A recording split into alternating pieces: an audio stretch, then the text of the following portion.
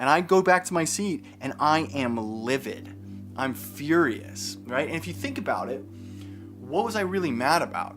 Feeling of embarrassment and shame. I don't like that he made me feel that, so I'm angry about the shame.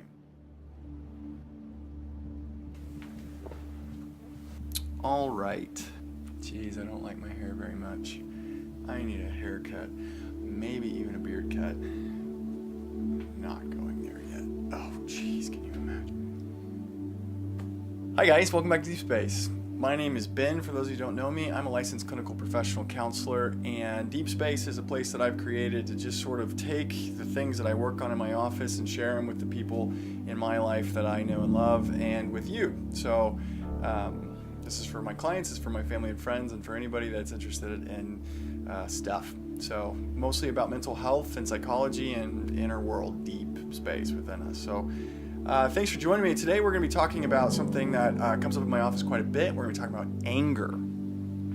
Anger is a pretty common theme. We live in a pretty angry culture, a pretty angry world. I think that the way we're going to talk about this kind of actually helps make sense of that, but mostly we're going to be talking about it just from your individual perspective, from how to help individual people, how to help you with your own anger. Anger management is like one of the most sought after things in psychology. We all kind of need it. Anger is pretty universal. So the first thing to know about anger as an emotion is, to take a step back to know something about emotion in general. Emotion comes in two forms. There's two different kinds of emotion. There's primary emotion, and then there's secondary emotion. So primary emotion is like the thing happened and I had a feeling about the thing. So I was hurt and I felt hurt, that kind of a thing. So secondary emotions are emotions I feel about those emotions. So I was hurt and something happened, it hurt me, I felt hurt, and then I felt mad about the hurt. And I felt mad that you hurt me. And so it's emotion about emotion. So anger is almost exclusively a secondary emotion. Anger happens really super rarely. I've only run into it a couple times in my office where I've found like pure, actual, like, yeah, you're just mad.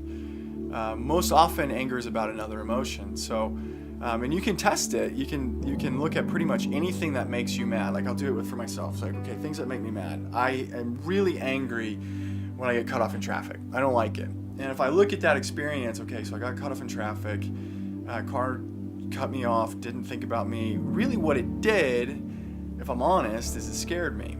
And fear is a primary emotion. But I don't like that you scared me, and you scared me for no reason. You scared me so that you can get a little bit farther ahead, or you scared me in traffic because you didn't plan on what lane you needed to be in. And I totally did, because I do that.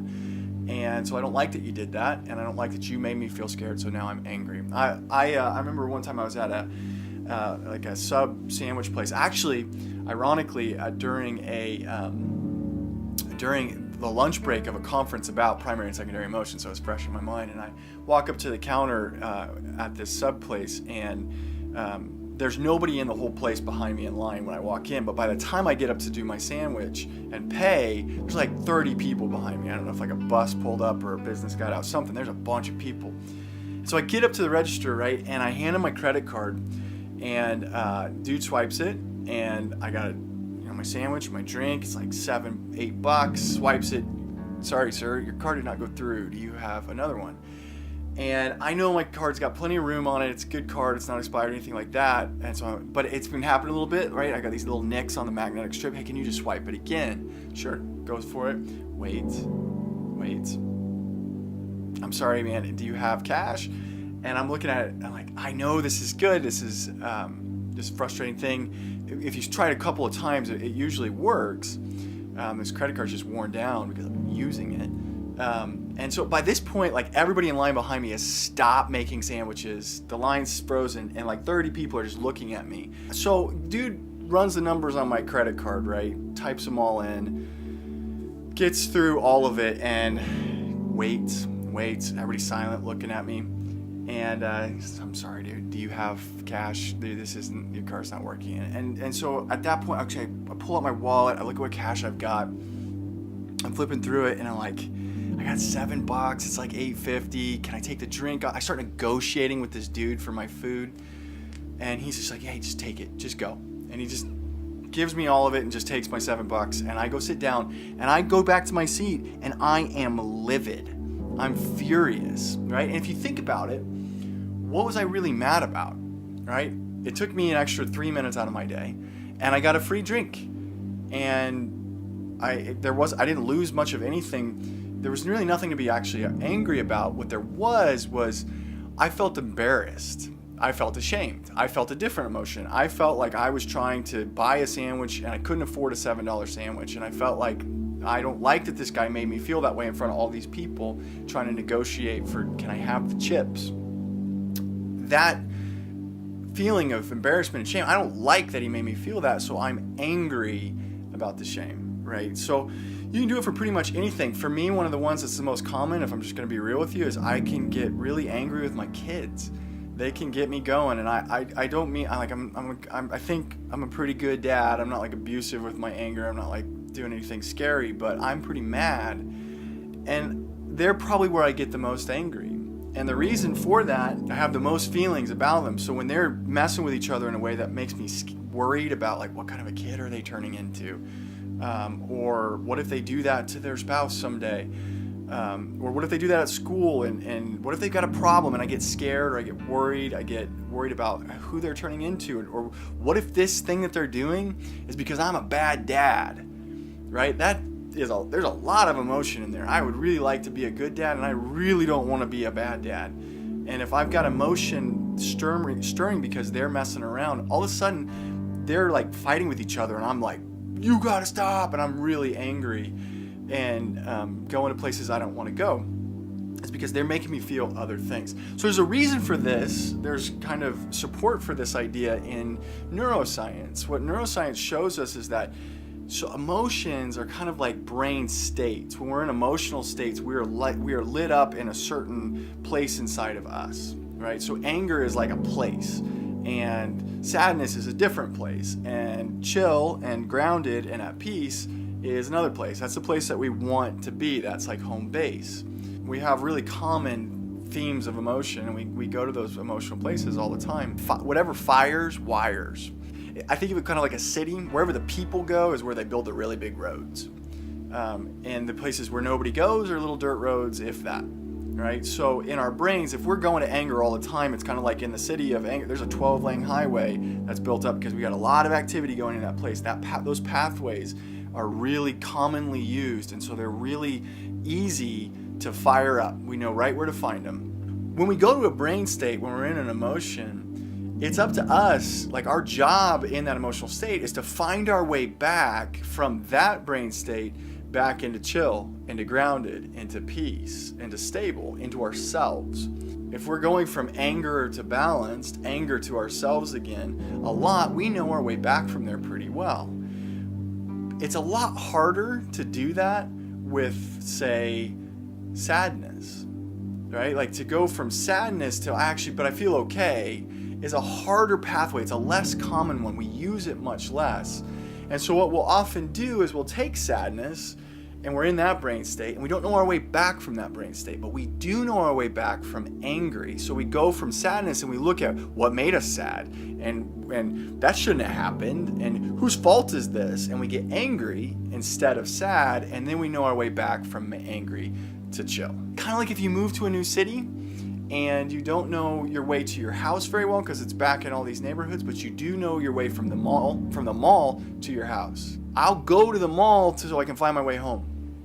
We do that with our emotions a lot. We don't always know our way back from emotions like sadness, hurt, fear, but we do know our way back from anger because we use it so much. And so it becomes preferable. There's another reason too why anger is a preferable emotion. Think about what anger does in our bodies biologically. Anger makes me go, and it gets me ready to throw down, right? Whereas sadness makes me kind of collapse and it makes me small, or fear makes me frozen maybe, or loneliness just gives me a lot of longing, or hurt makes me feel very wounded, and those things are often deflating emotions. So if I can take a deflating emotion and I can channel it into an inflating emotion that makes me feel like I'm ready to go, that feels really preferable for our nervous systems. So the moral of the story so far, what we're getting at is that anger is usually kind of an emotional stopgap, an emotional alternative to the emotion that we're actually feeling, because it's preferable and it's easier to navigate. We know how to handle anger a lot better than we know how to handle a lot of the other emotions. Right? If I'm always channeling my emotions into anger, one is people are experiencing me as pissed off all the time. And it's not very good for my relationships when I'm blaming or I'm always looking at these other things instead of the actual thing that I'm feeling. And then two, the emotions that I am feeling kind of get neglected. I don't actually, it can even be to the degree where this is happening subconsciously. I don't even know that I actually feel this other thing. All I know is I'm furious. I'm really angry. But for most of us, we actually feel something else. We feel something deeper. We're actually anxious. We're feeling afraid. We feel things that are legit. I'm feeling afraid because of that thing. I'm feeling sad because of what happened. I'm feeling grief. I'm feeling loss. I'm feeling these other things. But those are harder things for us to feel, and so instead I feel angry. So if you want to address your anger, a really good way to do that is to try to use mindfulness, awareness, conversations. It's a great thing to see a therapist about. I love to help people see, okay, so you've told me all the reasons that you're furious. Let's explore a little bit more about like how you're feeling beneath that. What's the other stuff? And usually that's pretty productive, people, when they discover like, oh man, I actually really do feel a lot of this other thing. That could be helpful. And what it does is it allows me to face myself more accurately, more honestly. I get to actually face the feelings as they are and the things that I'm experiencing in life as they move me, instead of like this intermediary, other secondary emotion that is not actually what the thing is about. Another byproduct of over-relying on anger, or channeling everything through anger, is that I lose sight of why I feel the way that I feel. I lose sight of what those feelings are, so I can't really do anything with it. When you hurt me, something needs to be done about this hurt. When I channel it in anger, something else feels like it needs to be done, like I need to fight you. When really what I maybe need to do is just vulnerably, honestly tell you, hey, you really hurt me there. This is something that stands in between us. And my anger's not going to restore us. My anger's not going to help me get back to like close to you. When you start seeing anger as a secondary emotion, you can see like the ways that it really affects us as individuals. You can see it too in our culture. In the culture wars right now, the liberal, conservative, Republican, Democrat, race wars, there's a lot of fear. There's a lot of anxiety. There's a lot of hurt. There's a lot of channeling that into just, well, I just hate these people for doing this, or I hate that group for, I'm scared of what will happen if the country goes to this political party, or if the country becomes more like the people I'm afraid of. It really scares me. So what I'm really going to do is I'm just going to light them up on social media, or I'm just going to attack all the things that I'm afraid of, or whatever. I am with you guys in that. Good luck in that journey. I believe in you. I know you can do it. I know that it's vulnerable, but vulnerable is better than hard and angry and strong, when all that does is buy me maybe some power, but mostly isolation. If this is something that you're into, if you like videos like this, or if you're interested in mental health, stuff like that, feel free to subscribe. We're trying to do videos every week, so more are coming, so join us for that, and we will look for you in the comments. Hit like, subscribe, and join us in this journey to be more whole versions of ourselves. Love you guys. Thanks for joining me. I will see you next time. Bye-bye.